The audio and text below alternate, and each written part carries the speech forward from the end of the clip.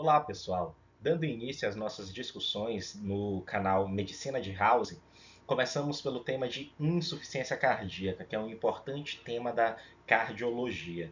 Para quem não me conhece, sou Inocêncio Silva, médico formado pela Universidade do Estado do Pará em 2018 e criei esse canal com o objetivo de, juntamente com vocês, fazer uma revisão geral sobre os principais temas da medicina, tentando ofertar um conteúdo acessível para aqueles alunos de medicina e colegas já formados que desejam se aperfeiçoar tanto para a vida prática quanto para realizar concursos de residência médica e que não têm condições de custear um curso preparatório. Então, ao falar de insuficiência cardíaca, devemos relembrar a sua definição. O que seria então insuficiência cardíaca? Insuficiência cardíaca nada mais é do que uma diminuição, uma disfunção do coração, ou seja, o coração ele perde parcial ou totalmente a sua função. E qual é a função do coração? É bombear sangue e se encher de sangue. Então, insuficiência cardíaca é isso. É uma síndrome clínica que diminui a habilidade do ventrículo de ejetar sangue ou de se encher de sangue. E a insuficiência cardíaca costuma ser classicamente dividida em dois grandes grupos. Nós temos a insuficiência cardíaca com fração de ejeção reduzida e insuficiência cardíaca com fração de ejeção preservada. Qual é a principal diferença entre as duas? Como o próprio nome deixa óbvio, na IC com fração de ejeção reduzida, a fração de ejeção do ventrículo esquerdo está diminuída, ou seja, está menor do que 40%. Enquanto que na IC, com fração de ejeção preservada, a fração do ventrículo esquerdo está normal, ou seja, está maior ou igual a 50%. Mas espere lá, ficou então aí um hiato entre 40% e 50%. Como é que eu classifico esses pacientes? Bem, os pacientes que têm fração de ejeção entre 40% e 50%, ainda não se tem uma classificação para eles, não se sabe se eles podem ser classificados dentro da ICFER ou da ICFEP, costumam ser chamados de pacientes com fração de ejeção borderline. E quais são as principais diferenças clínicas entre a IC com fração de ejeção reduzida e a IC de fração de ejeção preservada?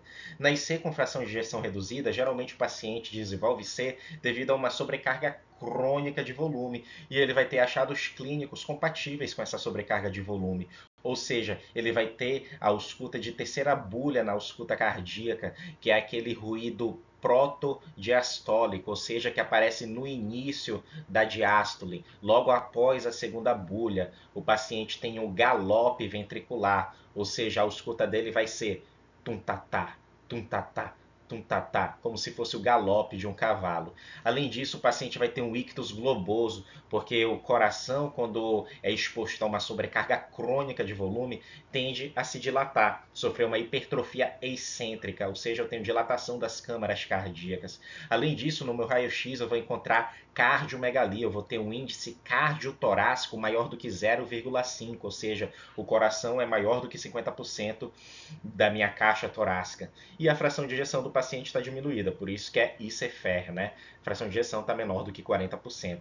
Já na IC com fração de ejeção preservada, o paciente tem principalmente achados de sobrecarga crônica depressão, ou seja, ele vai ter presença de B4, né, de quarta bulha, que é um ruído pré-sistólico que acontece logo antes da sístole, também chamado de ruído telediastólico, ou seja, que aparece no terço final da diástole, que também é conhecida como pré-sístole.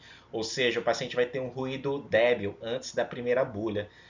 A ausculta do paciente vai ser mais ou menos assim: tum-tá, tum-tá, tum-tá. Ou seja, ele tem um ruído débil antes da primeira bulha. Além disso, o paciente vai ter um ictus propulsivo, porque o miocárdio dele está extremamente hipertrofiado. E a hipertrofia que ocorre na IC com fração de ejeção preservada costuma ser uma hipertrofia concêntrica, ou seja, em direção ao centro do ventrículo esquerdo. Ele fica com a câmara cardíaca esquerda de tamanho reduzido e a fração de ejeção aqui é maior ou igual a 50%, ou seja, o paciente tem uma fração de ejeção normal. E quando olhamos o eletrocardiograma desse paciente, comumente ele costuma ter achados de hipertrofia ventricular esquerda, ou seja, achados de sobrecarga ventricular esquerda. E como é que eu vejo sobrecarga ventricular esquerda no eletrocardiograma? Bem, existem vários critérios utilizados para isso. Um dos mais utilizados é o índice de Sokolov-Lyon.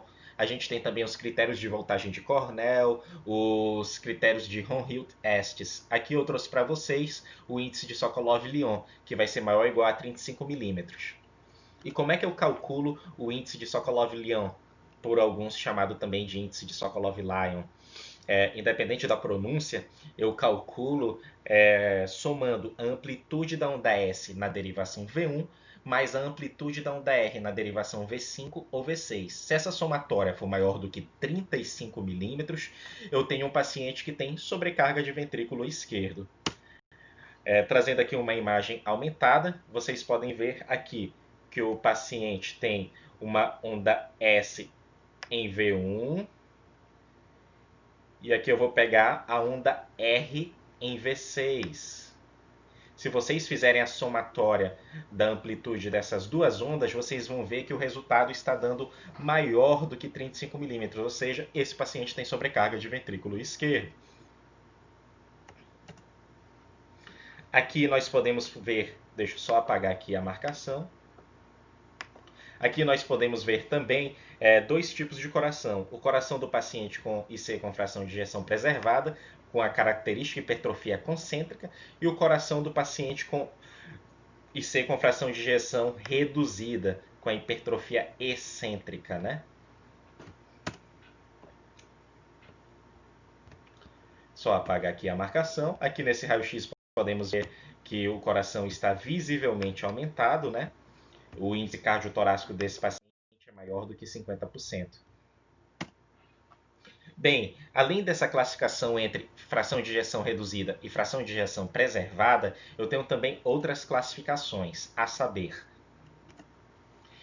nós temos essa clássica, né, que é a fração de ejeção reduzida e fração de ejeção preservada, que antigamente era chamada de sistólica para a fração de ejeção reduzida e diastólica para a fração de ejeção preservada. Era chamada antigamente assim só para nos lembrar de que, quando o paciente tem uma redução da fração de ejeção, é sinal de que ele tem um déficit preponderantemente sistólico. Ele tem um déficit de contração. O ventrículo está se contraindo com força submáxima. Já na IC com fração de ejeção preservada é chamada de diastólica, por quê? Porque aqui o déficit não é de contração, aqui o déficit é de relaxamento. O ventrículo não está se relaxando da maneira que deveria relaxar durante a diástole. Consequentemente, como ele tem um déficit de relaxamento na diástole, o coração não vai se encher de sangue. Isso vai reduzir o meu volume diastólico final e, consequentemente, eu vou ter uma redução do meu débito cardíaco devido a esse déficit de relaxamento. Além disso, eu posso classificar a insuficiência cardíaca em crônica e aguda, a depender do tempo de evolução do paciente. Eu posso também classificar o paciente em insuficiência cardíaca esquerda, quando eu tenho falência preponderante de ventrículo esquerdo, insuficiência cardíaca direita, quando eu tenho falência de ventrículo direito, e insuficiência cardíaca congestiva, quando eu tenho uma insuficiência biventricular. Além disso, eu posso classificar a insuficiência cardíaca em baixo débito e alto débito. A maioria dos pacientes com insuficiência cardíaca possui uma IC com baixo débito, ou seja, com baixo débito cardíaco. Entretanto, em algumas situações eu posso ter falência cardíaca de alto débito. O que seria isso? O paciente, mesmo tendo um débito cardíaco aumentado, ele não consegue suprir sua demanda metabólica. Isso acontece, por exemplo, quando o paciente já tem uma disfunção cardíaca e desenvolve um choque séptico. Devido à vasodilatação intensa que existe no choque séptico, o paciente, mesmo aumentando o seu débito cardíaco para compensar a vasodilatação do choque séptico e tentar manter seus níveis de pressão arterial, ele não consegue suprir a demanda metabólica. Então, ele faz um IC de alto débito. Outro exemplo é a tireotoxicose. Como o metabolismo na tireotoxicose, que é o hipertireoidismo, está muito aumentado, mesmo o coração aumentando o seu débito cardíaco, o paciente não consegue compensar. Outro exemplo é uma anemia aguda grave. O paciente pode fazer também IC de alto débito. ou situações que diminuam muito a resistência vascular periférica, como, por exemplo, uma fístula arteriovenosa. Isso vai diminuir demais a minha resistência vascular periférica e, mesmo aumentando o meu débito cardíaco, eu posso desenvolver uma IC de alto débito. E para falar da clínica, diagnóstico e tratamento de insuficiência cardíaca, a gente precisa gravar sua fisiopatologia simplificada. Então, de uma maneira bem simples, a fisiopatologia da insuficiência cardíaca se baseia no seguinte: alguma injúria ao tecido muscular cardíaco, ao miocárdio, por exemplo, um infarto agudo do miocárdio, uma miocardite viral, uma miocardite chagásica, qualquer que seja a injúria ao músculo cardíaco, vai causar primeiramente o quê? Uma diminuição do débito cardíaco. Consequentemente, serão ativados dois sistemas neuromorais para tentar compensar essa queda do débito cardíaco. Primeiramente, quando eu tenho uma queda do débito cardíaco, eu vou ter uma redução da PA. Consequentemente, essa redução da PA vai ser sentida pelos baroreceptores encontrados no arco aórtico e no seio carotídeo. Consequentemente, eu vou ter uma estimulação intensa do sistema adrenérgico, fazendo com que seja secretada catecolaminas, como noradrenalina e adrenalina, que tem, entre outras funções, a função de gerar vasoconstrição e aumento do débito cardíaco, tentando assim compensar essa queda do débito cardíaco que o paciente apresentou devido à injúria miocárdica.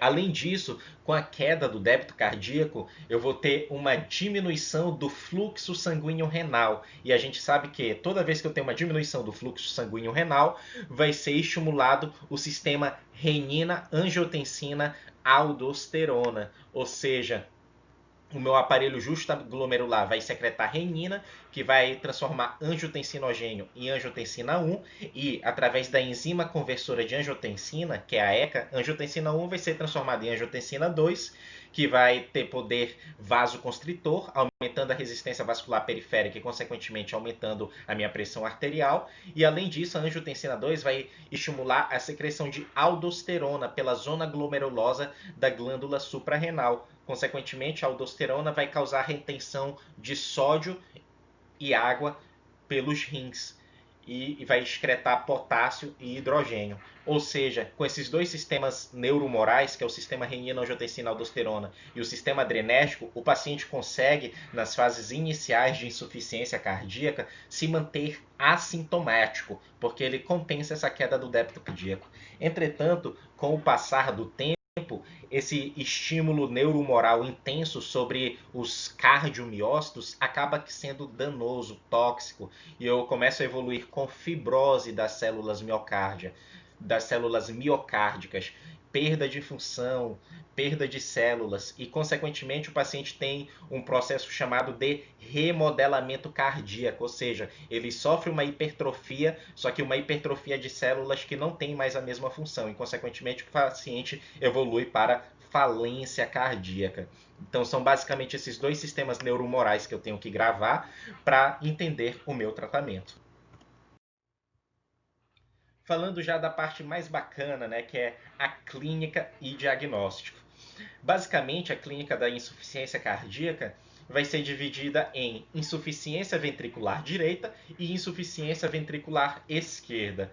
E quais seriam os achados de insuficiência ventricular direita? Toda vez que eu tenho uma falência da bomba cardíaca, o que acontece? O coração, a gente tem que entender ele como uma bomba. Ele recebe sangue e joga o sangue para frente. Se ele está com falência de sua função, o sangue não vai ser mais ejetado para frente. Consequentemente, o sangue vai ficar represado para trás. Ou seja, eu vou ter um aumento da pressão hidrostática, a montante do coração. Ou seja, falando em termos fisiológicos, eu vou ter um aumento da pressão hidrostática de maneira retrógrada. Ou seja, se eu tenho uma insuficiência ventricular direita, eu vou ter o quê? Um aumento da pressão hidrostática no meu sistema venoso sistêmico. O paciente vai ter congestão sistêmica. E quais são os sinais de congestão sistêmica? São basicamente turgência jugular, o paciente vai ter turgência das jugulares, O paciente vai ter uma hepatomegalia congestiva dolorosa. Por que dolorosa? Porque o fígado vai se distender de maneira súbita. Além disso, o paciente vai ter o que a gente chama de refluxo hepatojugular. O que seria o refluxo hepatojugular? Durante o exame físico do abdômen, eu irei realizar uma compressão sustentada do hipocôndrio direito por 15 segundos, com o paciente em decúbito dorsal e a cabeceira elevada a 45 graus. Se durante essa compressão sustentada do fígado eu perceber que a turgência jugular do paciente se tornou mais evidente, eu falo que ele tem refluxo hepatojugular positivo. Isso é um sinal de insuficiência ventricular direita. Mais recentemente estão querendo modificar esse termo de refluxo hepatojugular para refluxo abdômeno-jugular, porque foi visto que esse aumento do retorno venoso com a compressão no hipocôndrio direito não é somente devido à circulação hepática, mas também devido à circulação esplâncnica. Então, o termo mais correto atualmente é refluxo abdômeno-jugular. Mas o termo refluxo hepatojugular também já é consagrado na literatura médica. Além disso, o paciente vai ter também aumento da pressão hidrostática nos membros inferiores. Consequentemente, ele vai ter extravasamento de líquido para o interstício dos membros inferiores com formação de edema. O paciente também vai ter presença de terceira bulha, né? Devido a uma sobrecarga de volume, ou presença de quarta bulha, se for uma sobrecarga de pressão. Agora, trazendo o pensamento para a insuficiência ventricular esquerda. O paciente que tem insuficiência ventricular esquerda, ele também vai ter congestão. Só que nesse caso ele vai ter congestão de quem? Congestão pulmonar. Por quê? Porque são as veias pulmonares que chegam no átrio esquerdo para ir para o ventrículo esquerdo. Ou seja, vai ter um aumento da pressão hidrostática de maneira retrógrada para as veias pulmonares e capilares pulmonares, com consequente congestão pulmonar. Além disso, como é o ventrículo esquerdo que ejeta sangue para toda a minha circulação arterial sistêmica, aqui no caso da insuficiência ventricular esquerda, além de congestão pulmonar, eu vou ter sinais de baixo débito cardíaco. E quais seriam esses sinais e sintomas de baixo débito cardíaco? Seria a fadiga, porque os músculos não estão mais recebendo a quantidade de sangue que recebia antes. Síncope, o paciente pode ter uma diminuição do fluxo sanguíneo cerebral com consequente pré-síncope e síncope, que seria o desmaio, além de palpitações. E quais seriam os principais sinais e sintomas de congestão pulmonar devido à insuficiência ventricular esquerda? O paciente vai ter basicamente dispneia. Dispneia é o carro-chefe das manifestações clínicas da insuficiência cardíaca. E aqui na insuficiência cardíaca devemos gravar que ela possui basicamente 4 tipos de dispneia, a saber, a dispneia aos esforços, que inicialmente é uma dispneia aos grandes esforços, que depois evolui para uma dispneia aos médios esforços, por fim, a uma dispneia de pequenos esforços e até mesmo para a dispneia em repouso. Além disso, o paciente tem uma outra característica de dispneia, que seria uma dispneia que aparece quando ele está em decúbito dorsal e que melhora quando ele assume a posição sentada ou em ortostase, que seria a ortopneia. Então, ortopneia é isso, é o paciente que tem dispneia em decúbito dorsal que melhora quando ele se senta. Além da dispneia aos esforços e da ortopneia, o meu paciente com insuficiência de ventrículo esquerdo pode desenvolver também, nas fases mais tardias, a dispneia paroxística noturna. O que seria a dispneia paroxística noturna? O mecanismo fisiopatológico dela é parecido com o da ortopneia. Como o paciente, quando assume o decúbito dorsal, tem um aumento do retorno venoso para o coração, devido ao sangue proveniente dos membros inferiores e das vísceras abdominais, o coração vai se sobrecarregar em decúbito dorsal. Por isso que o paciente desenvolve ortopneia. E no caso da dispneia paroxística noturna, o paciente vai ter um acúmulo ali de sangue do retorno venoso voltando para o coração durante 1 a 3 horas de sono, que é o tempo que ele fica em decúbito dorsal. Ou seja, durante a noite, a congestão pulmonar do paciente vai piorar muito durante essas 3 horas de sono e acaba despertando o paciente com intensa tosse e dispneia. Ou seja, o que seria a dispneia paroxística noturno? Episódios de tosse e dispneia intensa que aparecem após 1 a 3 horas de sono, porque é o tempo que o paciente ficou ali deitado, dormindo, piorando cada vez mais sua congestão pulmonar.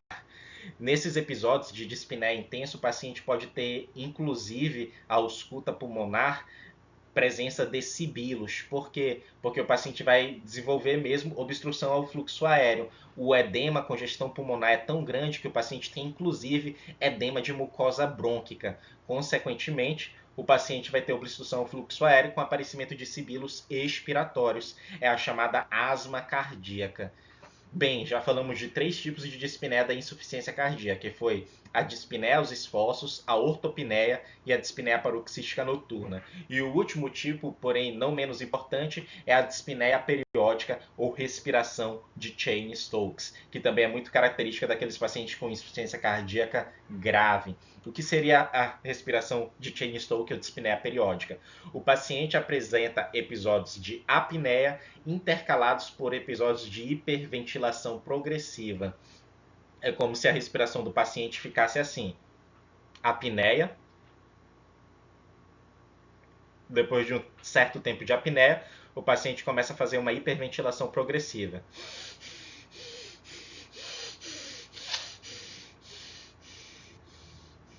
Depois ele vai diminuindo e entra em apneia de novo. Essa dispneia periódica, ou respiração de Cheyne-Stokes, é explicado devido a uma disfunção do centro respiratório bulbar que acontece na insuficiência cardíaca. Quando o paciente entra em apneia, ele vai evoluir com uma hipoventilação e consequente retenção de dióxido de carbono. Esse dióxido de carbono aumentado vai estimular o centro respiratório bulbar, que vai voltar com uma estimulação muito forte. Por isso que o paciente hiperventila. Além disso, devido à congestão pulmonar, além da dispneia que o paciente pode ter, o paciente vai ter no exame físico a presença de crepitações que são principalmente em bases pulmonares, são as famosas crepitações bibasais. Por quê? Porque essa congestão pulmonar é dependente da gravidade, então ela vai ser mais intensa nas bases pulmonares. O paciente, como eu disse, pode ter sibilo devido a edema de mucosa brônquica, que é chamada asma cardíaca, e a manifestação mais dramática da congestão pulmonar é o edema agudo de pulmão. É quando os alvéolos do paciente está abarrotado de líquido, devido a uma pressão hidrostática intensa nos capilares pulmonares que levou ao extravasamento de plasma para o interstício pulmonar e para os alvéolos. O paciente pode, inclusive, ter a expectoração de uma secreção rosácea espumosa, devido à intensa congestão pulmonar. E o paciente pode evoluir também com derrame pleural na insuficiência cardíaca, principalmente derrame pleural direito, porque a drenagem linfática da pleura direita é menos eficiente do que da pleura esquerda. Mas, geralmente, esse derrame pleural tende a ser bilateral e é um derrame transudativo, ou seja, pobre em proteínas, não é um derrame inflamatório. Toda vez que eu ver um paciente com insuficiência cardíaca que tem um derrame pleural unilateral, muito assimétrico, associado à febre, dor pleurítica, aí eu devo desconfiar que o paciente tem um derrame pleural exudativo. Aí a gente vai ter uma aulinha depois sobre derrame pleural para ver como é a abordagem dos derrames pleurais. Aqui nós podemos ver um paciente com turgência jugular patológica, tá bom? Aqui nós vemos a manobra semiológica para realizar a pesquisa do refluxo hepato-jugular, ou mais atualmente, refluxo abdômeno-jugular. Aqui nós podemos ver a presença de edema de membros inferiores. Todos esses achados, né, relembrando, de turgência jugular, hepatomegalia dolorosa, refluxo hepato-jugular, ascite e edema de membro inferior, são todos achados de insuficiência ventricular direita, congestão sistêmica. Aqui a respiração de Cheyne-Stokes, né? O paciente apresenta uma hiperventilação progressiva intercalado com episódios de apneia. E aqui é uma ilustração de como acontece o edema pulmonar, né? Eu tenho uma falência ventricular esquerda, consequentemente eu tenho um aumento da pressão hidrostática nos capilares pulmonares, porque o meu retorno venoso para o átrio esquerdo está sofrendo uma resistência devido à falência cardíaca. Consequentemente eu vou ter transudação de líquidos para o interstício e alvéolo pulmonar, causando um distúrbio da ventilação-perfusão, ou seja, os alvéolos estão sendo ventilados, está chegando oxigênio nos alvéolos, entretanto a troca gasosa não está acontecendo porque os alvéolos estão abarrotados de líquido. E quais são os principais diagnósticos diferenciais da insuficiência cardíaca? Basicamente, a insuficiência cardíaca vai fazer diagnóstico diferencial com síndromes edemigênicas, porque é uma doença que cursa com edema, e doenças respiratórias, porque é uma doença que causa dispneia. Ou seja, a insuficiência cardíaca vai ser diagnóstico diferencial da cirrose, da síndrome nefrótica e nefrítica, da enteropatia perdedora de proteína, da desnutrição, da insuficiência venosa periférica e do linfedema, além de fazer diagnóstico diferencial com asma e DPOC. Como é que eu diferencio, por exemplo, insuficiência cardíaca de cirrose? Na cirrose, geralmente, além do edema de membro inferior, o paciente costuma ter uma ascite mais importante, vai ter também outros estigmas de insuficiência hepática, como, por exemplo, a presença de telangiectasias, eritema palmar, circulação colateral no abdômen, icterícia, tem outros sinais de falência hepática. Na síndrome nefrótica, o paciente geralmente tem uma proteinúria nefrótica, né? Quando eu faço a proteinúria de 24 horas. Na enteropatia perdedora de proteína, o paciente tem um componente de síndrome diarreica e por aí em diante.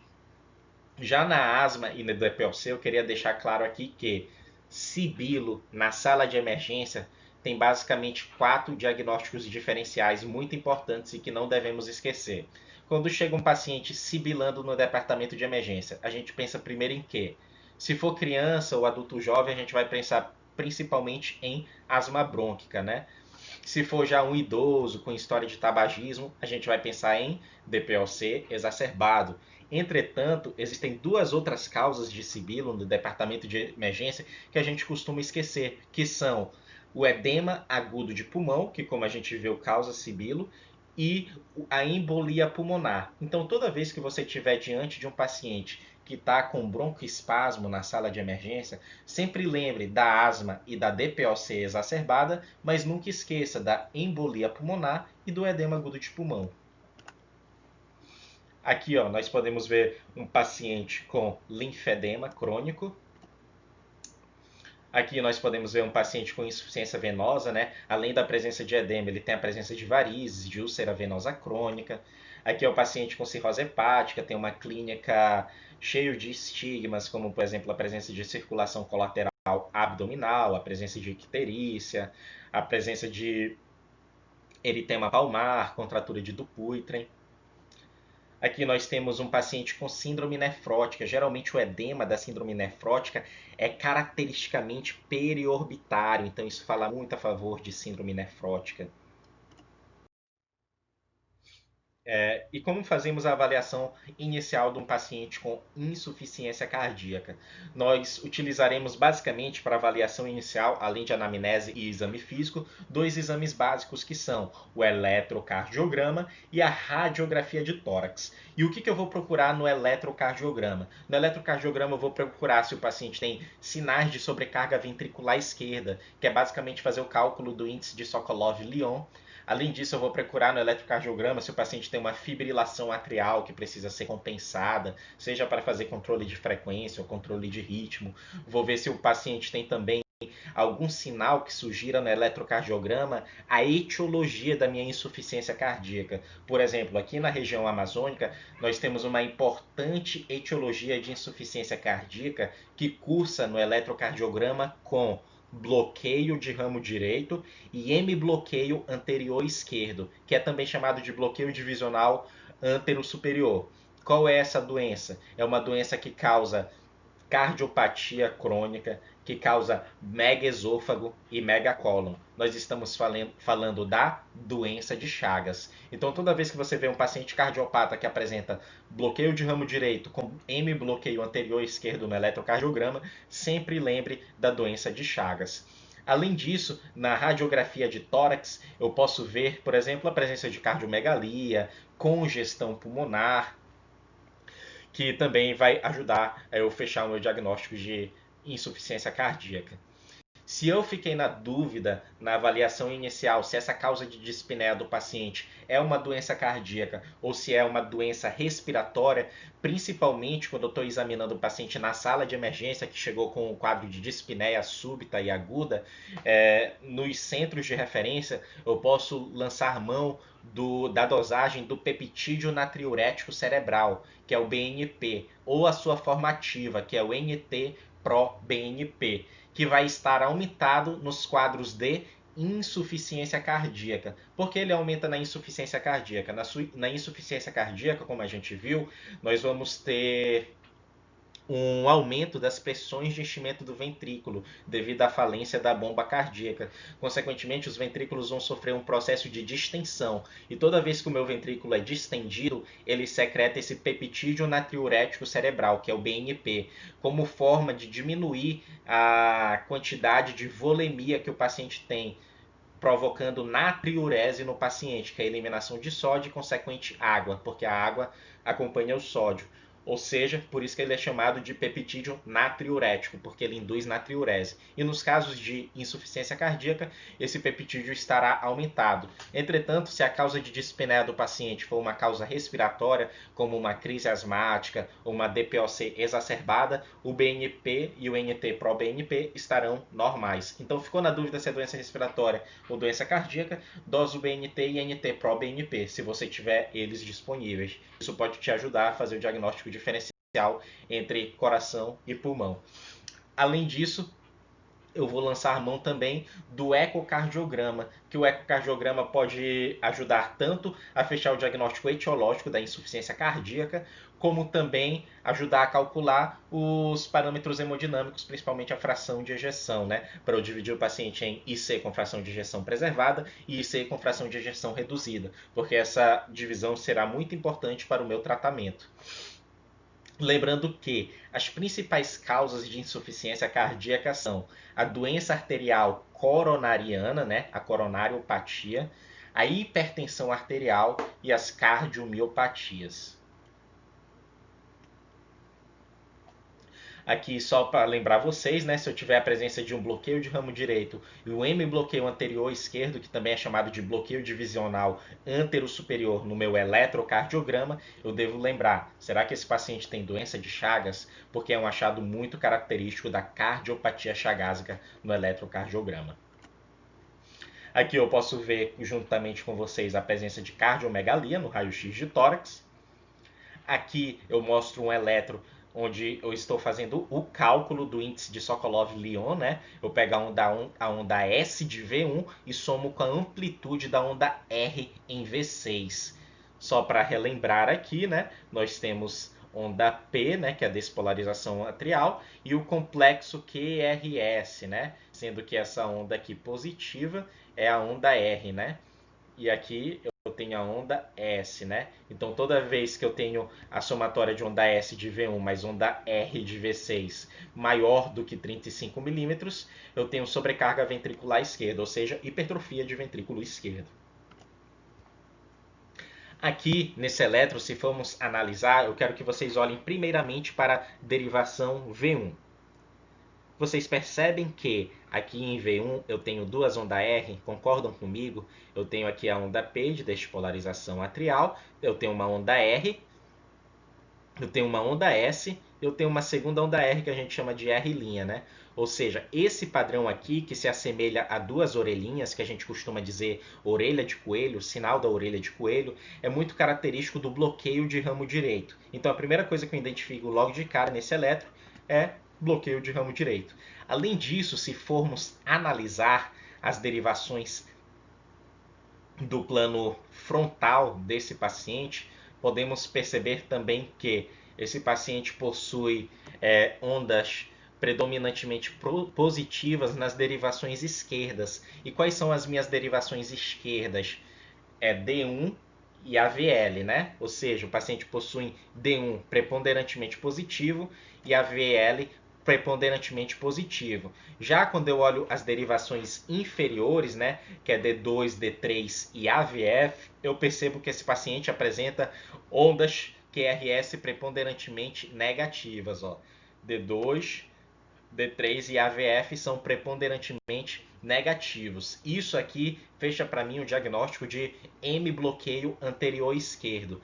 Se a gente tiver a oportunidade de fazer uma aula de eletro, a gente vai ensinar direitinho como é que identifica cada um desses tipos de bloqueio.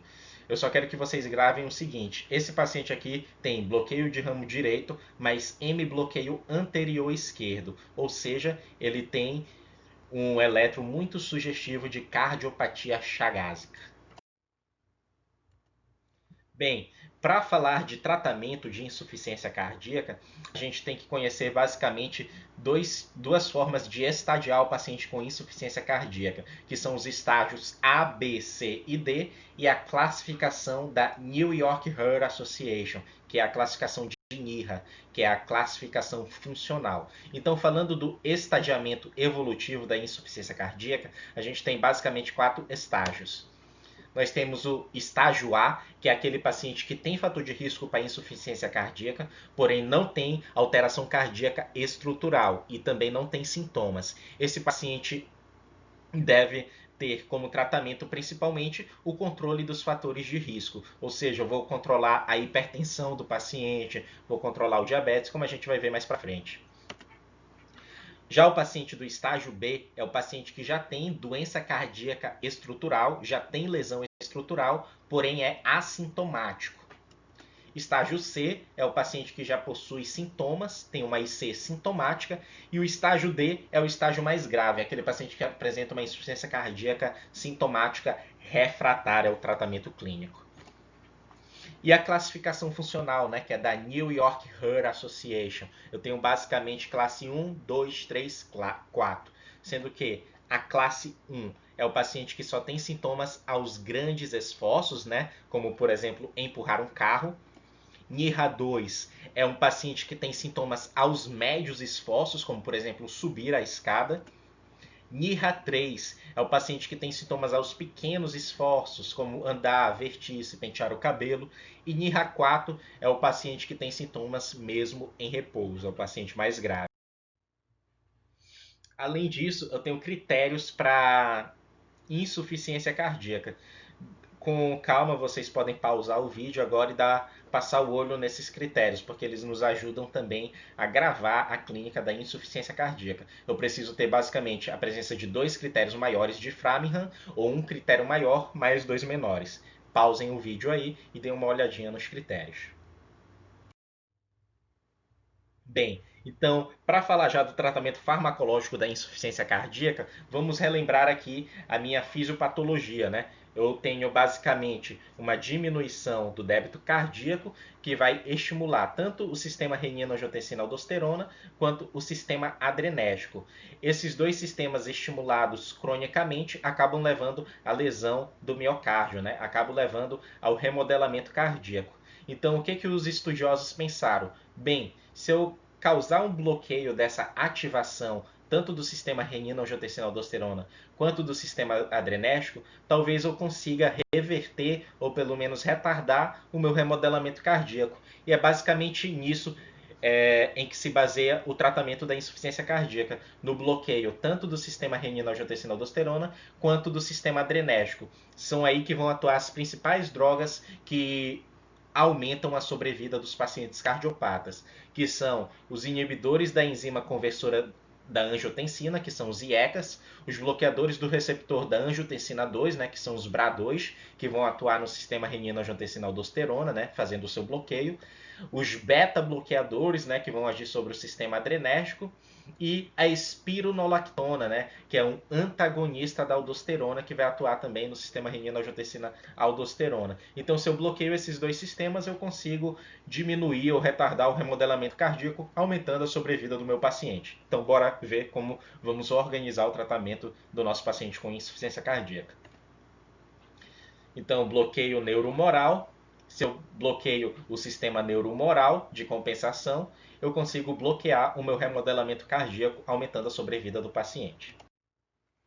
Então, abordagem terapêutica da insuficiência cardíaca crônica, né? Vai depender, como eu disse, do estadiamento. Se o paciente está no estágio A, no estágio B, no estágio C ou no estágio D. Então vamos lá, o paciente no estágio A, relembrando, é aquele paciente que possui apenas fatores de risco, entretanto, ainda não tem doença cardíaca estrutural. Nesse paciente eu vou apenas controlar as doenças de base, ou seja, eu vou tentar compensar a hipertensão arterial crônica, vou tentar compensar o diabetes, vou tentar compensar a coronariopatia.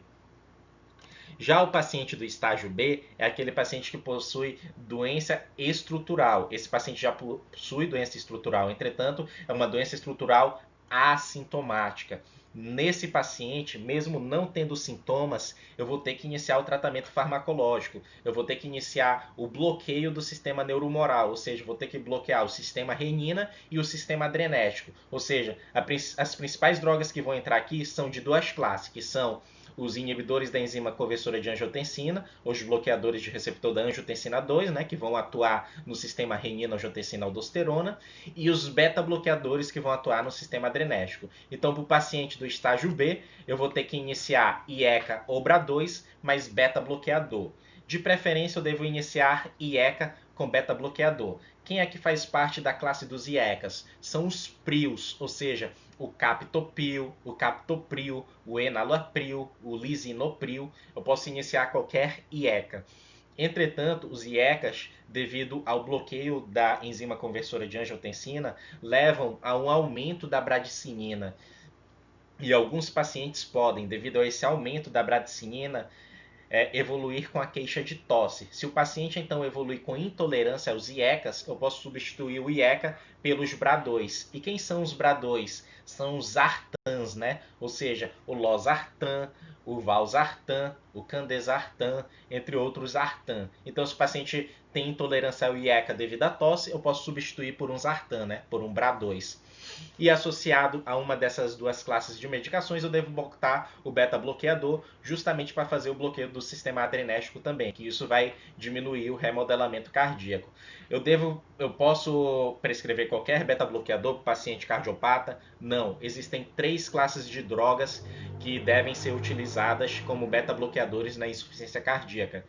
Três exemplos de beta-bloqueadores, que são o carvedilol, o metoprolol e o bisoprolol.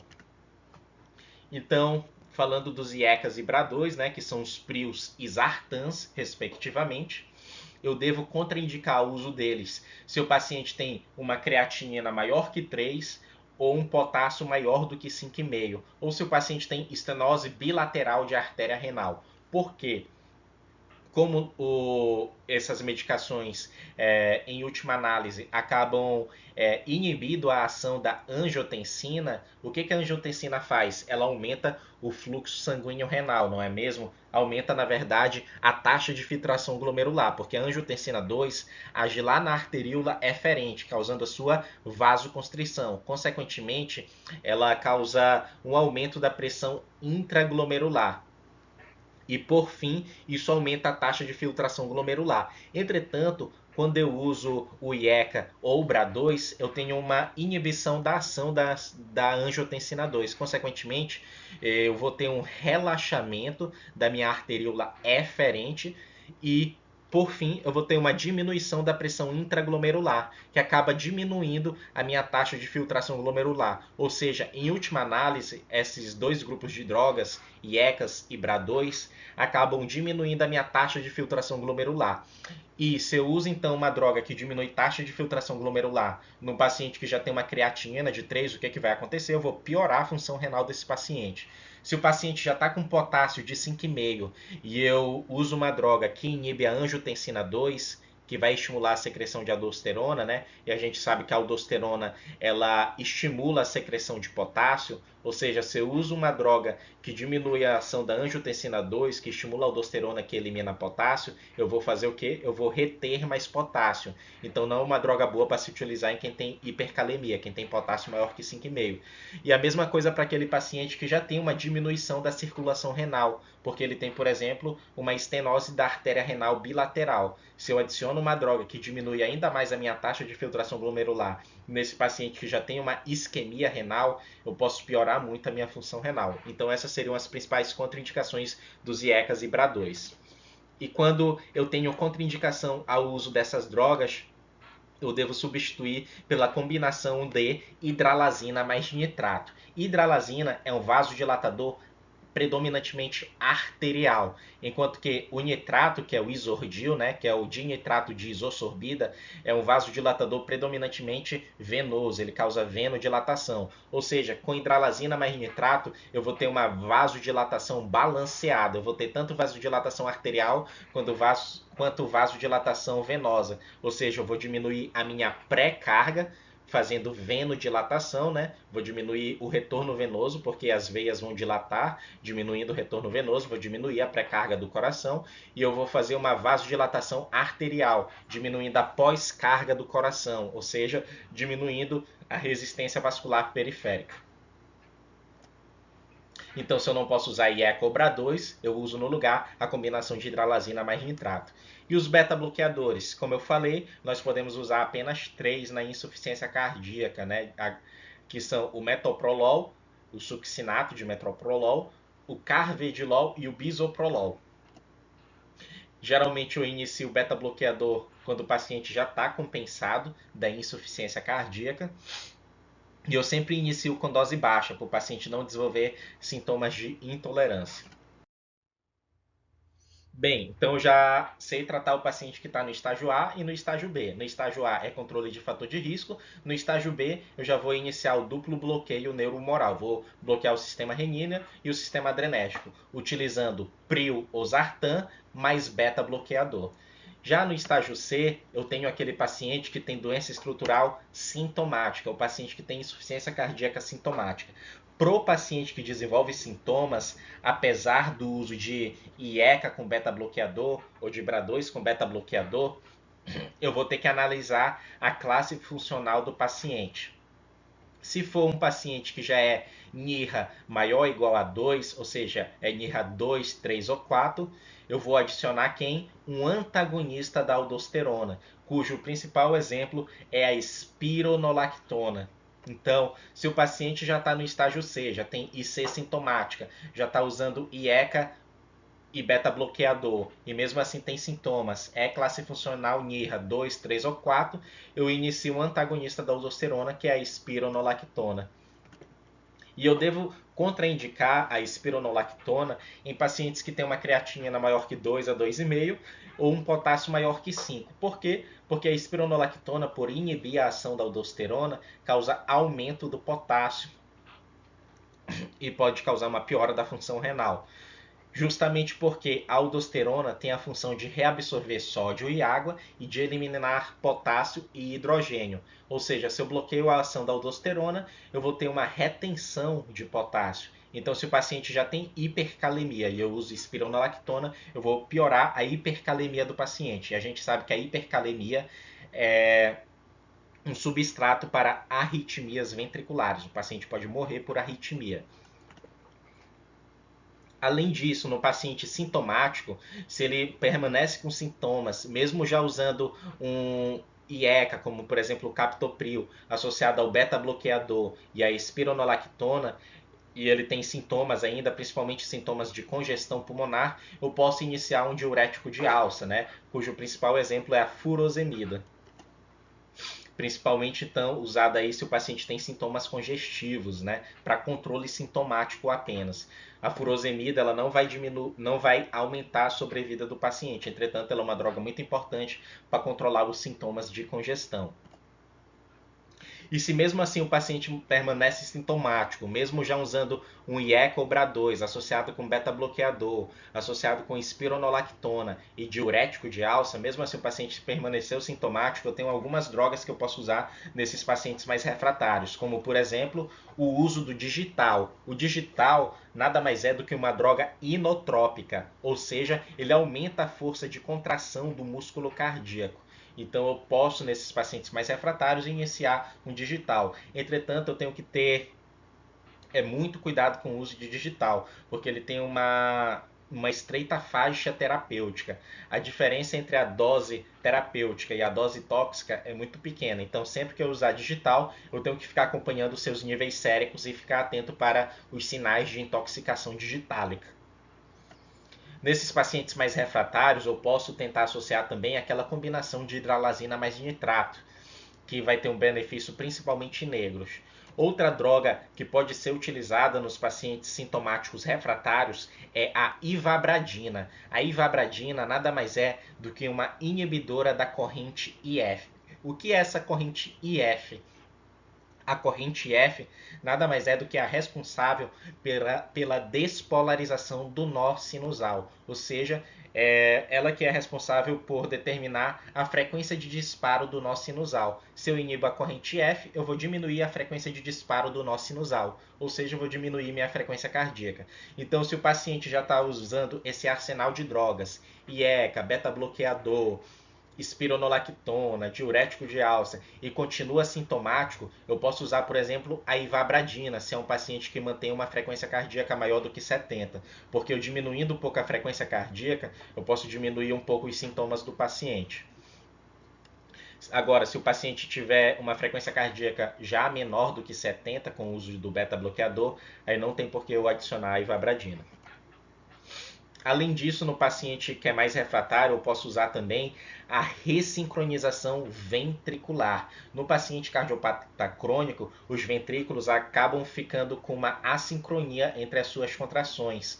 E isso pode acabar diminuindo ainda mais o débito cardíaco. Então, naqueles pacientes com IC, refratário ao tratamento clínico, que apresentam QRS largo, ou seja, maior do que 120 a 150 milissegundos, eu posso lançar mão da ressincronização ventricular. E uma droga nova que vem sendo utilizada na insuficiência cardíaca e tendo um certo sucesso é o Entresto. Seu nome comercial é Entresto, que consiste numa combinação de valsartan, que é um bloqueador do receptor da angiotensina 2, é um BRA2, com sacubitril, que é um inibidor de neprilisina. Eu posso usar essa combinação de valsartan com sacubitril quando eu já estou usando IECA em alta dose, IECA em dose máxima. Por exemplo, eu já estou usando 150 mg de captopril no dia e o paciente mesmo assim permanece sintomático, eu posso substituir esse IECA pela combinação de valsartana com sacubitril, que é o Entresto. Tá, Inocêncio, mas como é que funciona esse sacubitril, esse inibidor da neprilisina? Vamos entender agora. Bem, aqui a gente tem basicamente, né, o funcionamento do sistema renina-angiotensina-aldosterona, né? A renina vai transformar angiotensinogênio em angiotensina 1 e a enzima conversora de angiotensina vai transformar a angiotensina 1 em angiotensina 2, que vai estimular a glândula adrenal a secretar aldosterona. A gente sabe também que a enzima conversora de angiotensina, além de fazer essa conversão, ela também vai inibir e vai degradar a bradicinina. Além disso, foi descoberto que substância chamada de neprilisina tem um poder inibitório tanto sobre os natriuréticos quanto sobre a bradicinina. Ou seja, se eu adiciono uma droga que é inibidora da neprilisina, como é o sacubitril, eu vou diminuir essa inibição sobre os natriuréticos, ou seja, eu vou ter um aumento da concentração de natriurese no sangue, de natriuréticos no sangue. Consequentemente, eu vou aumentar a minha natriurese. O paciente vai perder mais sódio pelos rins. Consequentemente, também vai perder mais água, porque a água acompanha o sódio. Então é basicamente esse o mecanismo do sacubitril. Então aqui só é mostrando onde agem as principais drogas, né? Os IECAs vão agir aqui inibindo a enzima conversora de angiotensina. Os BRA2 vão inibir o receptor da angiotensina 2. E aqui o sacubitril, né? Vai agir inibindo a neprilisina. Consequentemente, eu vou aumentar minha concentração de natriuréticos, ou seja, a natriurese do paciente vai aumentar. Ele vai eliminar mais sódio e, consequentemente, vai eliminar mais água, diminuindo assim a sua congestão sistêmica. Então tá, Inocência, eu vi que no estágio A eu apenas controlo o fator de risco, no estágio B, que é o paciente com doença estrutural assintomática, eu já inicio IECA mais beta-bloqueador, ou BRA2 mais beta-bloqueador, no C, associado àquela combinação de IECA mais beta-bloque, eu vou adicionar espironolactona. Se o paciente tiver sinais de congestão, eu posso iniciar um diurético para melhorar a minha congestão pulmonar. Eu vi que tem algumas drogas que podem ser utilizadas nos pacientes mais refratários. E como é que eu trato agora o paciente do estágio D, Inocêncio, que é aquele paciente que tem uma insuficiência cardíaca refratária? Bem, esses pacientes, infelizmente, têm uma sobrevida muito pequena se não forem submetidos a um transplante cardíaco. Então, o que resta de opção para esses pacientes são suporte circulatório mecânico, ou seja, um dispositivo de assistência circulatória mecânica. A gente tem os de curta duração, como por exemplo o balão intraórtico, que é usado principalmente nos casos de insuficiência cardíaca aguda, com choque cardiogênico refratário grave à aminovasativa, e os dispositivos de longa duração, que foge do escopo dessa aula. Além disso, a gente pode submeter esse paciente a um transplante cardíaco.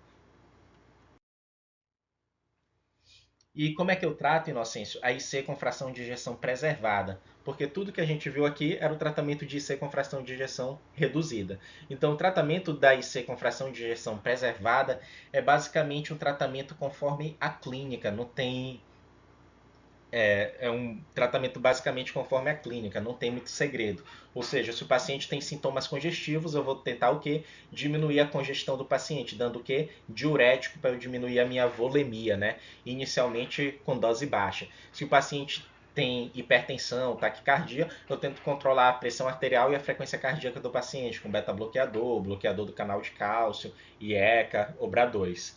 Vale lembrar que como na fração de ejeção preservada eu não tenho déficit de contração, tenho apenas um déficit de relaxamento, não adianta eu usar digital, porque a contração do paciente já está preservada, eu só tenho um déficit de relaxamento. Então o digital está contraindicado na fração de ejeção preservada. Agora eu trouxe aqui para vocês uma abordagem prática da insuficiência cardíaca aguda. Como é que eu manejo a insuficiência cardíaca aguda no departamento de emergência?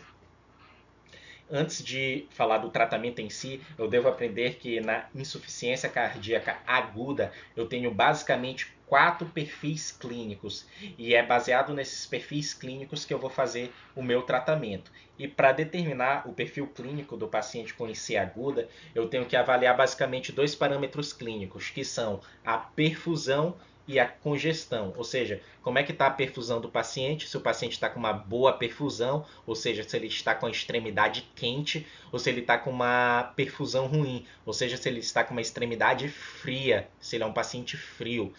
E eu vou ver se o paciente tem ou não congestão. Se ele tiver congestão, ele vai ser um paciente considerado úmido. Se ele não tiver congestão, ele vai ser considerado um paciente seco. A partir daí eu tenho basicamente 4 perfis clínicos, que são o perfil A, IC aguda de perfil A, que é aquele paciente que tem uma boa perfusão, ou seja, um paciente que está quente, e é um paciente sem congestão, ou seja, um paciente que está seco. Ou seja, é o paciente com IC que está quente e seco, está bem perfundido e não está congesto. Já o perfil B é aquele paciente que tem uma boa perfusão, ou seja, ele está quente, entretanto ele está congesto, ou seja, ele está úmido. É o paciente quente e úmido. Já o perfil C é o paciente que tem uma má perfusão, a extremidade dele está fria, o paciente está frio e está congesto, ou seja, é um paciente que está mal perfundido e está congesto, é o paciente mais grave, é o paciente frio e úmido. E o estágio D é o paciente que tem uma má perfusão, o paciente está frio, entretanto ele não está congesto, ou seja, ele está seco, é um paciente que está frio e seco. Geralmente esse paciente fica frio e seco basicamente por 2 motivos. Ou ele usou muito diurético e agora está hipovolêmico, por isso que ele está frio, entretanto ele está seco, porque a congestão já foi embora. Ou é um paciente que teve, por exemplo, um episódio de diarreia e evoluiu com consequente hipovolemia. Para o tratamento da IC aguda, abordagem prática. O tratamento do perfil A, que é o paciente quente e seco, é basicamente fazer ajustes das drogas via oral. Não tem muito segredo. O paciente já está compensado, eu vou só ajustar as drogas que ele está utilizando. Já o paciente do perfil B, que é aquele paciente quente e úmido, ou seja, um paciente que tem uma perfusão adequada, entretanto está com congestão pulmonar, vai se basear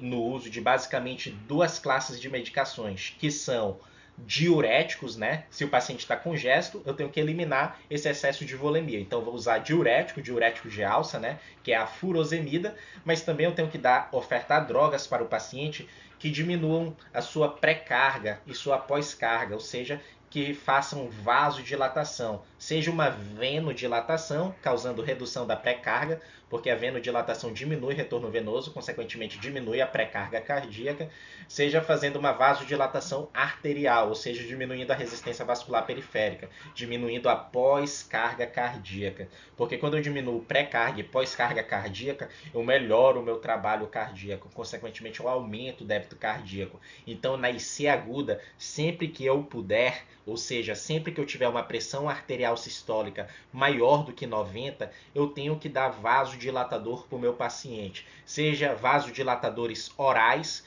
como por exemplo os IECAs ou BRA2, seja vasodilatador parenteral, como a nitroglicerina ou o nitroprussiato. Então, sempre que eu puder na IC aguda, eu devo dar vasodilatador para o paciente. Ou seja, se eu tiver uma PA sistólica maior do que 90. É claro que se o paciente tiver uma hipotensão, eu não vou dar um vasodilatador, porque vai diminuir ainda mais a minha pressão arterial, posso desencadear uma hipotensão grave no paciente. Então, voltando, no perfil B, que é o paciente quente e úmido, ou seja, bem perfundido e com congestão pulmonar, eu vou dar basicamente diurético para diminuir a minha congestão pulmonar e vasodilatadores se eu tiver uma pressão arterial sistólica maior do que 90. Seja nitrato, como por exemplo o isordil via oral, um IECA, como por exemplo o captopril, ou se o paciente tiver com uma dispneia intensa devido à congestão pulmonar, eu posso dar vasodilatador parenteral, seja o nitroprussiato, né, que é um vasodilatador preponderantemente arterial, diminuindo assim a pós-carga cardíaca, seja a nitroglicerina, que ela é venodilatadora, diminui pré-carga cardíaca. A nitroglicerina, o nome comercial é Tridil, e o nitroprussiato, o nome comercial é Niprid.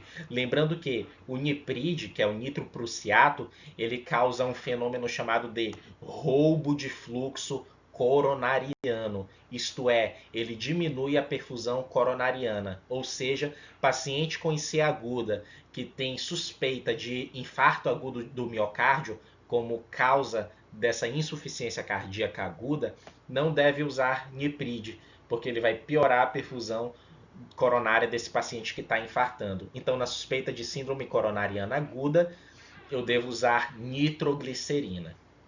Então, paciente do perfil B é basicamente isso. É diurético, vasodilatador quando possível. E se o paciente fizer edema agudo de pulmão, por uma congestão pulmonar muito importante, eu posso associar o uso de oxigenoterapia suplementar, se ele tiver uma saturação, uma queda da saturação arterial, associado à morfina, né? Porque a morfina, além de controlar a ansiedade da dispneia, ela também melhora aquela sensação de dispneia, e a morfina também tem um poder venodilatador, ou seja, também vai diminuir um pouco a pré-carga. E em alguns pacientes com edema agudo de pulmão, é muito importante também o uso de ventilação não invasiva, seja o CPAP ou o BIPAP. Por quê? Porque aquela pressão positiva nas vias aéreas determinada pela VNI, pela ventilação não invasiva, vai diminuir o retorno venoso, consequentemente vai diminuir pré-carga cardíaca. É por isso que a VNI é tão boa nos pacientes com edema agudo de pulmão. E naqueles pacientes que estão com insuficiência respiratória aguda, refratária à VNI, eu tenho que fazer a intubação orotraqueal. Mas geralmente o paciente do perfil B é um paciente que responde bem à diurético terapia associada com vasodilatadores, sejam vasodilatadores orais, como o captopril, o isordil, seja vasodilatadores parenterais, como o nitroprussiato ou a nitroglicerina. Se tiver edema agudo de pulmão, aí é lembrar que vai precisar também de oxigênio, de morfina para aliviar a dispneia e considerar também o uso de VNI, que vai ajudar na ventilação do paciente e vai diminuir o retorno venoso devido à pressão positiva. O paciente C. O paciente C é o paciente que tem o pior prognóstico, porque é o paciente que está frio, ou seja, ele está mal perfundido, e está úmido, ou seja, está congesto. É o paciente que tem o choque cardiogênico. É o paciente que está com hipoperfusão e está com congestão pulmonar. Nesses pacientes, inicialmente, eu devo considerar reduzir ou até mesmo suspender o IECA e os beta-bloqueadores. Por quê? Porque tanto o IECA quanto o beta-bloqueador são drogas hipotensoras, né? E o paciente aqui já está hipotenso. O IECA porque ele causa uma vasodilatação, né? E o beta-bloqueador porque ele causa uma diminuição do inotropismo cardíaco, ou seja, ele diminui a contratilidade cardíaca. Então, no paciente que está com choque cardiogênico, é interessante eu suspender o IECA e o beta-bloqueador, ou pelo menos reduzir a sua dose. Além disso, como o paciente aqui está com uma falência importante da bomba cardíaca, eu vou ter que iniciar a infusão de inotrópico parenteral. E o principal inotrópico utilizado para choque cardiogênico é a dobutamina, que vai agir sobre os receptores beta-1 cardíacos, aumentando a contratilidade cardíaca. Entretanto, se o paciente tem o uso crônico aí de beta-bloqueadores, a dobutamina ela pode ter uma diminuição da sua ação. Nesses pacientes beta-bloqueados, eu posso usar, pelo menos no início, enquanto o organismo elimina aquele beta-bloqueador residual, eu posso utilizar, se eu tiver disponível, drogas inotrópicas que ajam por mecanismos que não seja a utilização de receptores beta, ou seja, a milrinona e o levosimedan. Mas geralmente o que a gente usa mesmo é a dobutamina. Vale lembrar que a dobutamina, além de agir sobre receptores beta-1, age também sobre os receptores beta-2 e acaba causando uma certa vasodilatação. Essa vasodilatação causada pela dobutamina pode, no início de sua infusão, causar uma piora da hipotensão desse paciente que está frio e úmido. Então, algumas vezes eu vou ter que associar ao uso do inotrópico o uso de um vasopressor, como por exemplo a noradrenalina, para eu segurar ali a resistência vascular periférica do paciente e minha PA não cair. Então, não é incomum eu iniciar nesse paciente dobutamina, ele evoluir com piora da hipotensão e eu ter que associar noradrenalina. Aí o paciente ganha na prescrição dobutamina e noradrenalina. A partir do momento que eu conseguir compensar o paciente e a minha pressão arterial sistólica ficou maior do que 90 milímetros de mercúrio, eu posso associar o uso de vasodilatador. Mais uma vez, vasodilatadores são drogas muito importantes na insuficiência cardíaca aguda. Diminui o tempo de hospitalização, aumentam a sobrevida. Ou seja, se eu puder, eu devo usar vasodilatador. Então, se eu tiver uma pressão arterial sistólica maior do que 90, eu devo iniciar vasodilatadores para melhorar a dinâmica cardíaca. E claro, esse paciente está congesto, ou seja, ele também vai ter que usar diurético. Isso se ele não tiver uma hipotensão muito grande, porque eu também vou ter que enxugar o pulmão desse paciente. Caso o paciente tenha uma falência cardíaca refratária, isto é, caso, mesmo eu usando doses altas de inotrópico e vasopressores, dose máxima de dobutamina, de noradrenalina, o paciente continue com uma falência cardíaca importante, eu posso usar um dispositivo de assistência circulatória mecânica, nesse caso de curta duração, geralmente, para IC aguda, que é o balão intraórtico. Então, o balão intraórtico está indicado no choque cardiogênico refratário. Então, perfil C é isso, é o paciente frio e úmido, paciente com choque cardiogênico. Eu vou iniciar a infusão de inotrópico e geralmente de vasopressor, como por exemplo dobutamina e noradrenalina. Vou ter que usar diurético para melhorar a congestão pulmonar, principalmente se o paciente não tiver uma hipotensão tão importante, porque eu vou ter que enxugar o pulmão desse paciente. E, se possível, usar também o vasodilatador, se eu tiver uma PA sistólica maior do que 90. Caso o paciente evolua com choque cardiogênico refratário, aí é dispositivo de assistência circulatória mecânica, ou seja, balão intraórtico. E o perfil D. Perfil D é aquele paciente que está frio e seco, ou seja, o paciente que está mal perfundido, só que não está com congestão. É, na verdade, um paciente que está hipovolêmico. Esse paciente, por algum motivo, perdeu muito volume. Ou seja, esse paciente ele não está com gesto. Ele, na verdade, está só hipovolêmico. E como vai ser então o tratamento desse paciente? Vai ser basicamente fazer uma hidratação. Se ele perdeu volume, agora eu vou ter que repor volume. Só que aqui eu vou fazer uma hidratação cautelosa, é claro, porque esse paciente é um paciente que tem falência do coração, né? Ou seja, se eu der muito volume para esse paciente, eu posso acabar causando uma congestão pulmonar e ele evoluir com edema agudo de pulmão. Então eu faço aqui uma hidratação cautelosa. Posso considerar também aí o uso de inotrópico e vasopressor. Não devo fazer nesse paciente que está frio e seco, que está hipovolêmico, diurético, senão eu vou piorar a hipovolemia do meu paciente. E, geralmente o paciente cardiopata evolui com hipovolemia devido ao uso excessivo de diurético, ou devido a uma síndrome diarreica. Aqui é o uso da VNI, né? É muito importante no cenário de edema agudo de pulmão cardiogênico, essa pressão positiva contínua nas vias aéreas para diminuir o retorno venoso e, consequentemente, diminuir a pré-carga cardíaca, melhorando o trabalho cardíaco, diminuindo o consumo de O2 pelo miocárdio. Aqui é um exemplo de balão intraórtico, né? Que é um dispositivo de assistência circulatória mecânica, muito utilizado naqueles pacientes que têm choque cardiogênico refratário a aminovasatina. O paciente está usando dose alta de dobutamina, noradrenalina, não está respondendo, pode-se passar o balão intraórtico. Vamos agora aqui treinar com algumas questões, não é mesmo? Então vamos para a primeira questão da Universidade Federal Fluminense de 2018. Vocês pausam o vídeo aí para ler sozinho a questão e tentar responder sozinho, tá bom? Paciente com insuficiência cardíaca e fração de ejeção reduzida é submetido a uma hemicolectomia esquerda devido a um adenocarcinoma. No segundo dia de pós-operatório, apresenta vômitos alimentares e distensão abdominal. O exame físico mostra paciente hipocorado, mucosas hidratadas, crepitações em bases pulmonares, edema periférico 2 cruzes em 4, distensão abdominal moderada, com fezes em ampola retal e ausência de descompressão dolorosa. A PA está 90 por 60, a frequência cardíaca está de 90, a frequência respiratória de 20, houve diurese de 1.200 ml nas últimas 24 horas. Exames laboratoriais mostram hemoglobina de 8,5, leucometria de 12.000, plaquetas de 500.000, ureia de 190, create de 4,8, sódio de 128 e potássio de 6,5. Das opções abaixo, a conduta inicial mais apropriada é indicar hemotransfusão com alvo de hemoglobina em 10. Não, né, minha gente? Vocês já devem ter visto que a indicação de hemotransfusão é geralmente um nível de hemoglobina de 7. Já em pacientes mais idosos, principalmente cardiopatas, coronariopatas, esse corte vai para 8. Mas o paciente tem uma hemoglobina de 8,5, então por enquanto não tem indicação de hemotransfusão.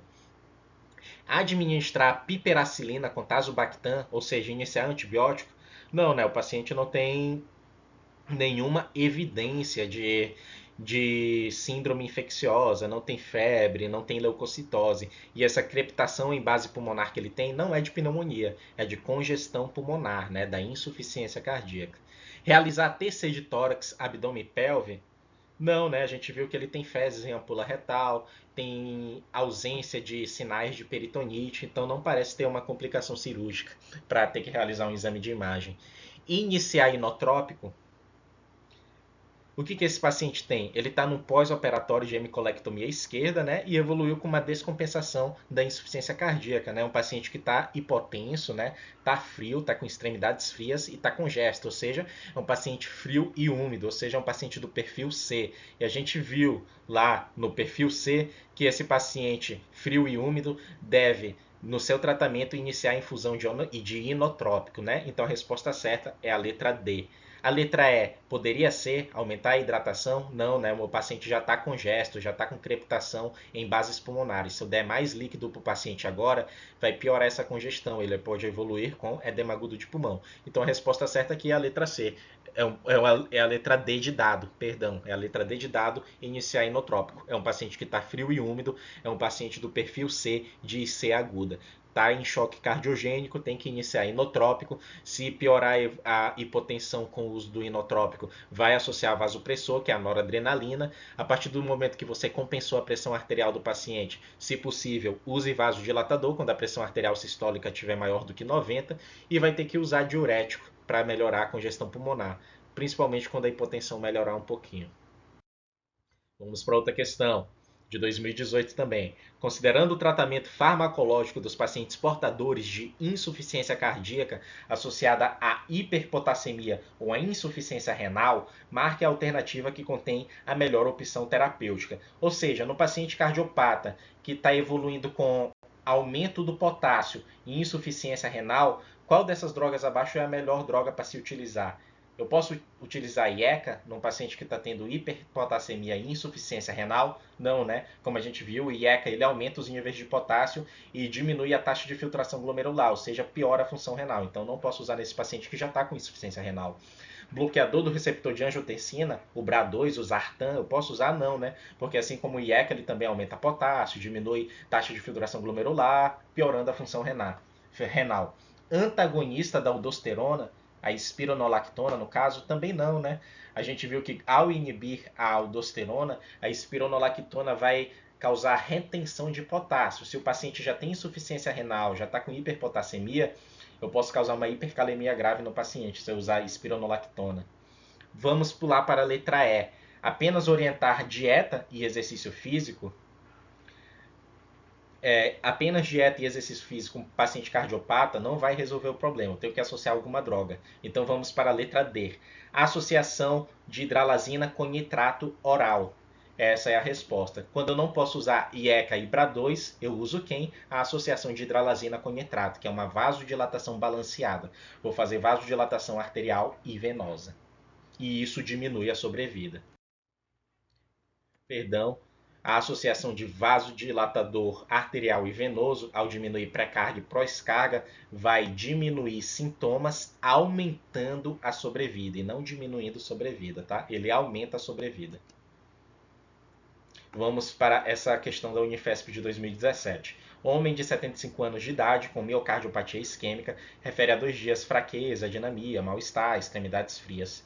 Ao exame, regular estado geral, corado, cianótico, taquipneico. Ausculta pulmonar sem congestão, ausculta cardíaca, ritmo cardíaco regular em 2 tempos, com bulhas normofonéticas, frequência cardíaca 100 batimentos por minuto, pressão arterial 70 por 50, paciente está hipotenso, entretanto não está congesto, né? Ausculta pulmonar está sem congestão. Então, o paciente que está hipotenso, que está frio, entretanto não tem congestão, ou seja, está seco. É um paciente frio e seco, ou seja, é um paciente do perfil D, de dado. Saturação de oxigênio 94%. Qual a medida terapêutica inicial para esse paciente? Então a gente tem aqui um paciente com IC descompensada, né, que está frio e seco, ou seja, é um paciente do perfil D. O que eu faço no perfil D, que é o paciente que está hipovolêmico? Eu faço uma reposição de volume cautelosa, ou seja, eu vou marcar a letra B de bola. Se ele não responder à reposição de volume, aí sim eu inicio inotrópico e vasopressor, ou seja, dobutamina e noradrenalina. Mas no início eu devo primeiro tentar a reposição volêmica. Eu ia marcar a letra C, que é nitroglicerina, que é um vasodilatador, não, né? O paciente já está hipotenso, eu ia deixar ele mais hipotenso ainda. Eu ia marcar a letra E, que é nitroprussiato, também não, né? O paciente já está hipotenso. Vamos para essa questão da Unesp de 2017. Homem de 46 anos, branco, está internado por dispneia aos esforços, NIRA classe 2, e edema em membros inferiores. Eletrocardiograma, taquicardia sinusal, sem outras alterações. Raio-x de tórax, cardiomegalia e congestão pulmonar bilateral. Ecocardiograma, hipocinesia difusa do ventrículo esquerdo com fração de ejeção de 34%, ou seja, tem uma IC com fração de ejeção reduzida, uma ICFER. Recebeu furosemida e enalapril em dose plena. Então, o paciente tem ICFER, internou com descompensação do quadro. E qual era o perfil clínico dele? Ele tinha congestão pulmonar, só que estava quente, estava bem perfundido, ou seja, o paciente era quente e úmido, era um perfil B. E o que eu faço no perfil B, como a gente viu lá? A gente dá diurético para melhorar a congestão e dá um vasodilatador, nem que seja um vasodilatador oral, para melhorar a pré-carga e pós-carga e, consequentemente, melhorar o trabalho cardíaco. E foi isso que o pessoal fez. Ó. Deu furosemida, que é o diurético, e deu enalapril, que é o vasodilatador em dose plena. Então, até aqui, eles acertaram no tratamento. Após a melhora dos sintomas, foi tratado com carvedilol em dose plena. Ou seja, depois que eu compensei meu paciente, eles iniciaram aqui o bloqueio do sistema adrenérgico com um beta-bloqueador, que no caso foi o carvedilol. Ou seja, até aqui o tratamento está muito certo. O paciente chegou com IC descompensada, compensaram com vasodilatador e diurético, depois que compensou, iniciaram o beta-bloqueador para fazer o duplo bloqueio, né, do sistema renina e do sistema adrenérgico. Então, até aqui tudo certinho. Antes da alta hospitalar, o paciente permanece com dispneia aos grandes esforços, frequência cardíaca de 67 e PA de 100 por 70. A próxima conduta é Então aqui a gente tem um paciente que chegou com IC descompensado a perfil B, quente e úmido, foi compensado com o uso de diurético e vasodilatador oral, que é o enalapril, depois que compensou iniciar o beta-bloqueador. Então ele está usando IECA agora, mais beta-bloqueador. Mesmo assim, o paciente permaneceu sintomático, ou seja, ele já está no estágio C, é um paciente com IC sintomática. O paciente com IC sintomática, que é o estágio C, deve usar, além de IECA e beta-bloqueador, devemos associar um antagonista da aldosterona, ou seja, espironolactona. Homem de 55 anos se apresenta na sala de emergência por piora da dispneia. Vinha há um mês com dispneia de esforços progressiva. Às 5 horas, evolui com piora importante da dispneia, que persistiu mesmo em repouso. Portador de hipertensão arterial sistêmica há 5 anos, porém sem adesão ao tratamento e tabagista. Ao exame observamos PA de 150 por 90, frequência cardíaca de 90 e turgência jugular. Na ausculta foi notado ritmo cardíaco irregular, terceira bulha e intensos sibilos expiratórios. Os exames de laboratório mostraram leucócitos de 13.500, creatinina de 1,2 e proBNP elevado. Qual a primeira droga que deve ser administrada nesse caso, ainda na sala de emergência? Então aqui a gente tem um paciente que tinha uma história de ter dispneia aos esforços. Até o momento não dá para saber se era uma doença respiratória ou cardíaca, porque tanto asma e DPOC quanto insuficiência cardíaca podem causar dispneia aos esforços. Pois bem, ele vinha evoluindo há um mês com essa dispneia aos esforços e que piorou nas últimas 5 horas. Chegou na sala de emergência. O paciente tem história de tabagismo, mas também tem hipertensão arterial sistêmica, que é fator de risco para cardiopatia, e é tabagista, que é fator de risco para DPOC. Chegou na sala de emergência, você examinou. O paciente tem sibilo expiratório. E aí, qual é o diagnóstico? DPLC exacerbado ou é insuficiência cardíaca aguda? Ao primeiro momento você poderia pensar em DPLC exacerbado. Entretanto, tem um dado nessa questão muito importante, que é o ProBNP elevado. Esse ProBNP elevado não está à toa aqui. Ele quer dizer para a gente que essa causa de dispneia nesse paciente em específico é uma causa de origem cardíaca. Porque quando eu tenho uma dilatação das câmaras cardíacas, eu tenho secreção de peptídeo natriurético cerebral, ou seja, o BNP e o NT-proBNP estarão elevados. Então, dispneia na sala de emergência. Ficou na dúvida se é doença respiratória ou doença cardíaca. Se tiver disponível, peço os níveis de BNP. Se vier elevado BNP, é cardíaco. Se não vier, fala mais a favor de doença respiratória, ou seja, asma, DPOC ou qualquer outra doença respiratória, tá bom? Então, no caso específico desse paciente que tinha dispneia aos esforços, que piorou nas últimas 5 horas, com sibilos expiratórios, com BNP elevado, eu penso numa causa cardíaca, eu penso em edema agudo de pulmão cardiogênico, e nesse caso eu devo tratar com diurético, furosemida. Ah, mas sibilo não acontece só na asma e no DPOC? Não, como a gente discutiu lá em manifestação clínica, devido ao edema da mucosa brônquica que acontece na congestão pulmonar da insuficiência cardíaca, eu posso ter sibilo também na insuficiência cardíaca. É a chamada asma cardíaca. Então, só para relembrar, quais são as quatro causas de sibilo na sala de emergência que eu não devo esquecer? Que eu não devo esquecer nunca é asma e DPOC, e que eu também não devo esquecer edema agudo de pulmão e embolia pulmonar. Pois bem, pessoal, chegamos ao fim dessa aula. Essa foi a primeira aula espero, de muitas aulas que eu possa estar postando aqui no canal. Gostaria de agradecer as pessoas já inscritas, pedir para que curtam o vídeo, que compartilhem, e que a gente junto aqui possa crescer em conhecimento para principalmente o nosso principal objetivo, que é cuidar bem dos nossos pacientes, acima de qualquer aprovação em residência médica, acima de qualquer